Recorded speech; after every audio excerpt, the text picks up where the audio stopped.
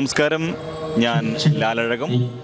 ഞാനിപ്പോഴുള്ളത് തിരുവനന്തപുരം ജില്ലയിൽ അനുദിനം വളർന്നുകൊണ്ടിരിക്കുന്നൊരു വ്യാവസായിക പട്ടണമായ കാട്ടാക്കടയുടെ ഹൃദയഭാഗത്താണ്.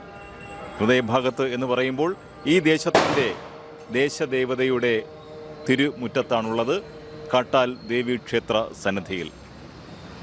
കേരളത്തിൽ പ്രത്യേകിച്ച് തിരുവനന്തപുരത്ത് ദേവീക്ഷേത്രങ്ങളെ മുടിപ്പുര എന്നാണ് അറിയപ്പെടുന്നത്. മുടിപ്പുരയ്ക്കൊരു രീതിയുണ്ട്, ആചാരമുണ്ട്, ഒരു തനിമയുണ്ട്. മുടിപ്പുര കോവിലുകളുടെ തനിമ ഒട്ടും ചോർന്നു പോകാതെ, ആചാര അനുഷ്ഠാനങ്ങളിൽ ഒട്ടും തന്നെ വ്യതിചലിക്കാതെ ഇന്നും അതേപടി തുടർന്നുകൊണ്ടിരിക്കുന്ന ഒരു ദേവസ്ഥാനമാണ് കാട്ടാൽ മുടിപ്പുര. ഇവിടത്തെ തൂക്കം നേർച്ചയും മറ്റു വഴിപാടുകളുമൊക്കെ ഏറെ പ്രശസ്തമാണ്. കൊല്ലംകോടും വെള്ളനാടും കഴിഞ്ഞാൽ ഏറ്റവും കൂടുതൽ തൂക്കം നേർച്ച നടക്കുന്ന ക്ഷേത്രം കൂടെയാണിവിടെ. ഈ ക്ഷേത്രത്തിൻ്റെ ആചാരങ്ങളിലേക്കും അനുഷ്ഠാനങ്ങളിലേക്കും വിശ്വാസങ്ങളിലേക്കുമാണ് നമ്മൾ പോകുന്നത്. വരൂ, ക്യാമറമാൻ അഖിൽ എസ്പയ്ക്കൊപ്പം.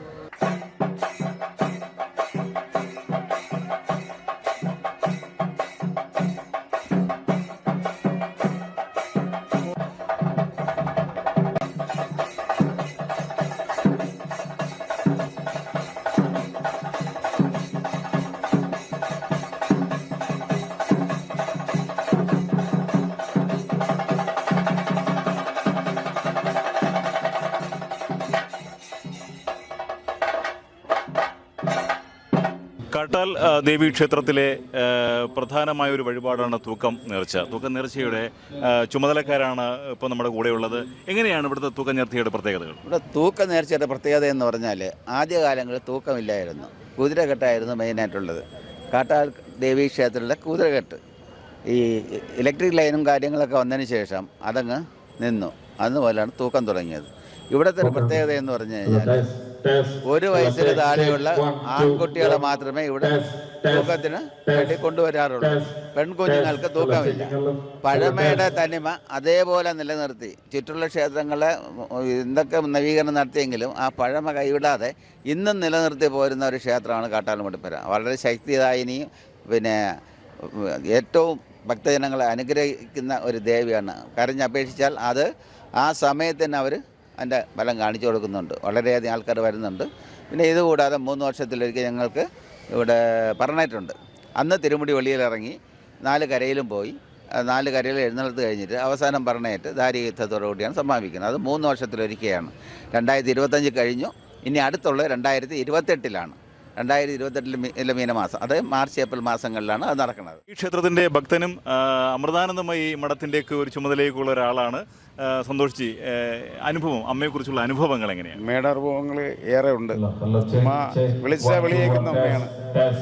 ഭക്തര് അതിൻ്റെ പേരിൽ മാത്രമാണ് ഭക്തർ അമ്മയുടെ കൂടെ ഉള്ളത്, അല്ലാതെ മറ്റൊന്നും നോക്കിയിട്ടുള്ള ഭക്തർ അമ്മയുടെ കൂടെ വരുന്നത്. എന്ത് കാര്യം നമ്മൾ പറഞ്ഞാൽ അത് അംഗീകൃത കാര്യമാണെങ്കിൽ അമ്മ അനുവദിച്ച് കൊടുത്തിരിക്കും. അതിന് വേറെ മാറ്റമൊന്നുമില്ല. അങ്ങനെയാണ് ഭക്തരെല്ലാം ഉള്ളത്. തൂക്കത്തിൻ്റെ ഒരു ചുമതലയും താങ്കൾക്കുണ്ട്. അതെ, ഇപ്രാവശ്യം തൂക്കത്തിൻ്റെ ചുമതല എനിക്കാണ്. നമ്മളെ തൂക്ക നേർച്ചക്കാരെല്ലാം കൂടെ നമുക്ക് 41ഓളം ദേവിദാസന്മാരുണ്ട്. എല്ലാവരും വളരെ ആത്മാർത്ഥതയോടുകൂടി എല്ലാ വർഷവും അവർ ആത്മാർത്ഥതയോടെ നിൽക്കുന്ന നേർച്ചക്കാരാണ്. പിന്നെ നമ്മുടെ മറ്റ് സഹപ്രവർത്തകരായ ഒരുപാട് ആൾക്കാർ ഇതിനകത്തുണ്ട്. ഇവിടെ ജാതിമത രാഷ്ട്രീയ വ്യക്തികളില്ലാതെയാണ് ആൾക്കാർ സഹകരിക്കുന്നത്, അമ്പലത്തിൽ സഹകരിക്കുന്നത്. അപ്പോൾ അതിൽ ഇന്ന പാർട്ടിയെന്നോ ഇന്ന ജാതിയെന്നോ അങ്ങനെ ഒന്നുമില്ല. എല്ലാവരും ജാതിമത ഭേദമില്ലാതെ ഒരു വിളിയേക്കുന്ന അമ്മയാണ് കാര്യങ്ങൾ നോക്കുന്നത്. എല്ലാവരും സഹകരിക്കുന്നുണ്ട്. ഇവിടെ അന്നദാനമായാലും മറ്റുള്ള എന്ത് കാര്യങ്ങളായാലും എല്ലാവരുടെയും സഹകരണത്തിൽ കൂടെയാണ് നടക്കുന്നത്. കാട്ടാലമ്മയുടെ ഒരു തികഞ്ഞ ഭക്തനാണ് ഇപ്പോൾ എന്നോടൊപ്പം ഉള്ളത്. അദ്ദേഹത്തിൻ്റെ അധ്വാനത്തിൻ്റെ ഒരു ഭാഗം അമ്മയ്ക്ക് വേണ്ടി എല്ലാ വർഷവും അദ്ദേഹം മാറ്റിവെക്കാറുണ്ട്. ഈ കാണുന്ന അലങ്കാര എല്ലാം ഇദ്ദേഹത്തിൻ്റെ ഭാഗമാണ്. എങ്ങനെയാണ് ചേട്ടാ അമ്മയ്ക്ക് ഇത്രയ്ക്കും ഒരു ഇഷ്ടം വരാൻ? എൻ്റെ അധ്വാനത്തിൻ്റെ ഒരു ശതമാനം എല്ലാ വർഷവും അമ്മയ്ക്ക് വേണ്ടി മാറ്റിവെക്കുന്നു, അതിവിടെ ചിലവാക്കുന്നു. എത്ര വർഷമായിട്ട് ഇങ്ങനെ ഒരു 18 വർഷമായിട്ട് ചെയ്യുന്നുണ്ട്. 18 വർഷമായിട്ട്. എന്താണ് ചെയ്യേണ്ട ഒരു വരുമാനം? എനിക്ക് കാറ്ററിംഗ് ആണ്, ശ്രീഭദ്ര കാറ്ററിംഗ് എന്ന്, കാട്ടാൽ ശ്രീഭദ്ര കാറ്ററിംഗ് എന്ന് പറഞ്ഞാൽ അമ്മയുടെ പേരിലാണ് ഈ സ്ഥാപനം തുടങ്ങിയത്. അമ്മയുടെ പേരിൽ ഈ സ്ഥാപനം തുടങ്ങി, അമ്മയുടെ പേര് തന്നെ മുന്നോട്ട് പോകുന്നു. അമ്മയ്ക്ക് വേണ്ടി ചിലവാക്കുന്നു. അതിൽ നിന്ന് കിട്ടുന്നതിന്റെ വരുമാനം അമ്മയ്ക്ക് വേണ്ടി ചിലവാക്കുന്നു. എന്തെങ്കിലും ഇതിനല്ലാതെ എന്തെങ്കിലും അനുഭവങ്ങൾ ഇതുമായി ബന്ധപ്പെട്ട ജീവിതത്തിൽ ഉണ്ടായിട്ടുണ്ട്? എത്ര പൈസ ഇല്ലെങ്കിലും അമ്മയ്ക്ക് വേണ്ടി ചിലവാക്കുമ്പോൾ അതിൻ്റെ ഡബിൾ മടങ്ങ് എനിക്ക് തിരിച്ചു വരുന്നു. ഭദ്രകാളി പൂജയ്ക്ക് പ്രത്യേക മുദ്രകളാണ്. അതായത് ബ്രാഹ്മണർ പൂജയുമായിട്ട് ഒരു സമയമില്ലാത്ത പൂജയാണ്.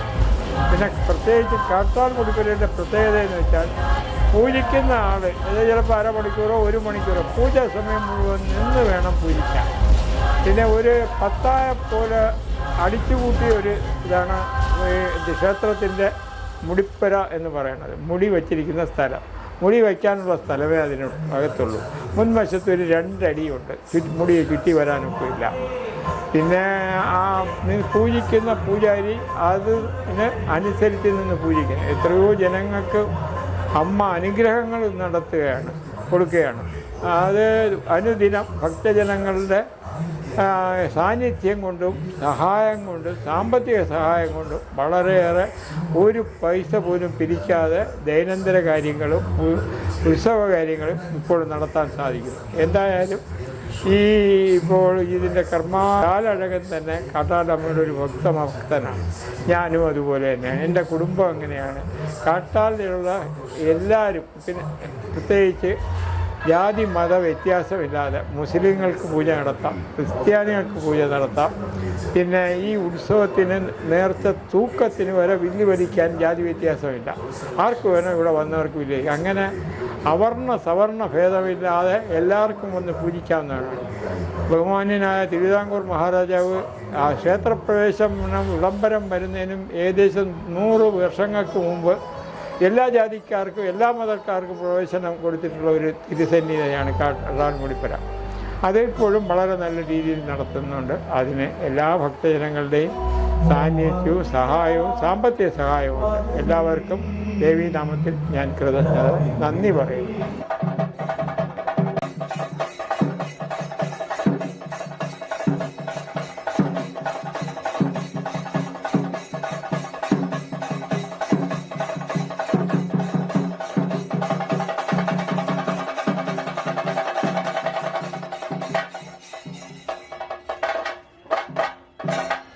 കാട്ടാൽ മുടിപ്പുരയുടെ ആചാരങ്ങളും അനുഷ്ഠാനങ്ങളും ഐതിഹ്യങ്ങളും ചരിത്ര പശ്ചാത്തലവും മറ്റ് വിശേഷങ്ങളുമൊക്കെ ഏവർക്കും ഇഷ്ടമായി എന്ന് കരുതുന്നു.